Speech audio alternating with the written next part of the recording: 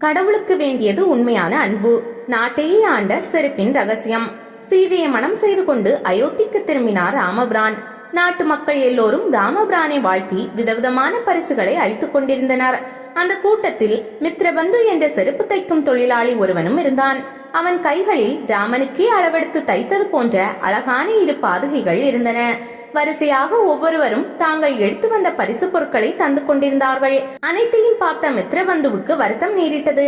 எல்லோரும் விலை உயர்ந்த பரிசுகளை தரும்போது தான் மட்டும் அற்ப காலணிகளையா தருவது என நினைத்தவன் ராமரை பார்க்காமலேயே திரும்ப எத்தனித்தான்.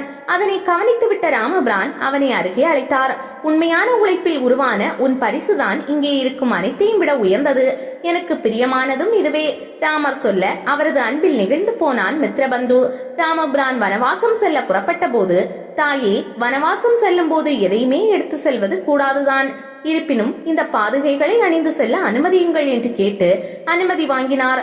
கூட்டத்தில் கண்ணீர் வழிய நின்று கொண்டிருந்த மித்ரபந்துவை நோக்கினார்.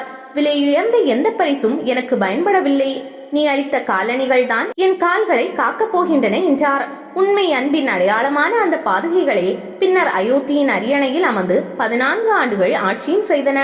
கடவுளுக்கு யார் என்ன செய்கிறார்கள் என்பது முக்கியமல்ல. நீங்கள் உங்களால் முடிந்ததை மனப்பூர்வமான பக்தியுடன் அன்புடன் அவரது திருவடிகளில் சமர்ப்பியுங்கள். அதுதான் கடவுளை சந்தோஷப்படுத்தும், இறைவனுக்கு பிரியமானதாகவும் இருக்கும்.